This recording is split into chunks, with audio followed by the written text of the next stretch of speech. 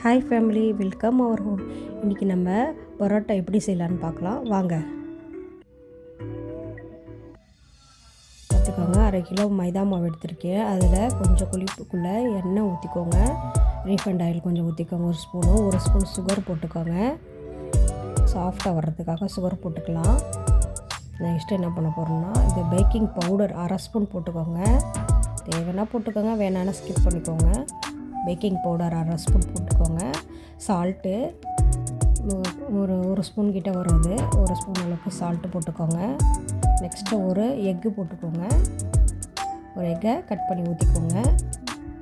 வெள்ளைக்கரு வேணால் போட்டுக்கோங்க, இல்லை மஞ்சக்கரு வேண்டான்னா ஸ்கிப் பண்ணி எடுத்துக்கோங்க. நெக்ஸ்ட்டு இதெல்லாம் போட்டு பிசைஞ்சிட்டு பாருங்கள், இந்த இதுக்கு வரும். நீங்கள் ஆயில் இன்னும் கொஞ்சம் அப்ளை பண்ணிக்கோங்க. எங்கள் வீட்டில் ஆயில் வேணான்னு சொன்னால் கொஞ்சம் நான் போட்டுக்கிட்டேன். போட்டு இழுத்து பிசைஞ்சு விட்டு கொஞ்சம் லைட்டாக போட்டு நல்லா பிசைஞ்சு இப்படி உருட்டிட்டு நல்லா கொஞ்சம் ஈரத்துணி போட்டு மூடி வைங்க, ட்ரை ஆகாமல் இருக்கும். கையில் பாருங்கள், திரும்ப ஒட்டாமல் எடுத்துகிட்டு பாருங்கள், ஒரு 1/2 hour கழித்து இந்த மாதிரி திரும்ப பிசைஞ்சு விட்டு பால்ஸ் நல்லா அடியில் வச்சு தள்ளி எடுக்கணும். நான் தள்ள முடியல, வழுக்கி விட்டுருச்சு எனக்கு கையே. பாருங்கள், அதே மாதிரி விட்டு இந்த மாதிரி பால்ஸ் மாதிரி எடுத்து வச்சுக்கோங்க.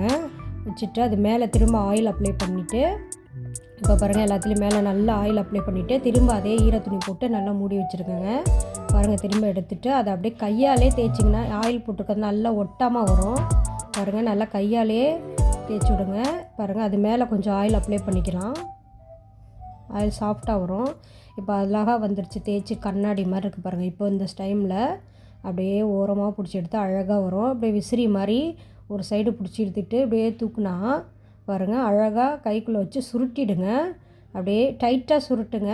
அப்படியே டைட்டாக, நான் கொஞ்சம் லூஸ் ஆகிடுச்சு எனக்கு, இன்னும் இறுக்கமாக சுருட்டி அந்த இதை கொண்டு போய் அடியில் வச்சு சொருவி பந்து மாதிரி அப்படியே ஸ்ப்ரிங் மாதிரி இருக்கணும். பாருங்கள், இந்த மாதிரிக்கு இருக்கணும். இது 2வது இது போட்டது வச்சு அமுக்கி அப்படியே கையாலே இது அந்த இதால் உருட்ட வேண்டாம். நம்ம கையாலே லைட்டாக ஜென்டில் அப்படியே லைட்டாக ப்ரெஸ் பண்ணி அப்படியே அமுக்கங்க.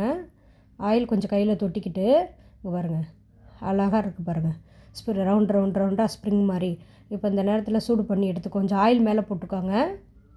சூடு பண்ணி எடுத்து பாருங்கள், கொஞ்சம் வெந்துருச்சு. இப்போ எடுத்து நம்ம தட்டில் எடுத்துக்கலாம். பாருங்கள், அழகாக வெந்திருக்கு பாருங்கள். இது 2ஐயும் இப்போ என்ன பண்ணலாம், நம்ம தட்டில் எடுத்து அப்படியே வெந்ததும் பாருங்கள், இன்னும் கொஞ்சம் உங்களுக்கு ஆயில் வேணும் அப்படின்னாக்கா நீ இன்னும் கொஞ்சம் ஆயில் போட்டுக்கோங்க. பாருங்கள், 2 பரோட்டா எடுத்து இப்படி அடித்து கையால் சூடாக இருக்கும்போதே இப்படி தட்டினீங்கன்னா அந்த லேயர் தனியாக பிரிஞ்சு வரும். பாருங்கள், அவ்வளோதான். பாருங்கள், அப்படி லேயராக பிரிஞ்சு வரும். இந்த சுருள் வந்து டைட்டாக சுருக்குனிங்கன்னா அழகாக வரும். நான் கொஞ்சம் லூஸாக சுருக்குனா இது பாருங்கள், அதுக்கு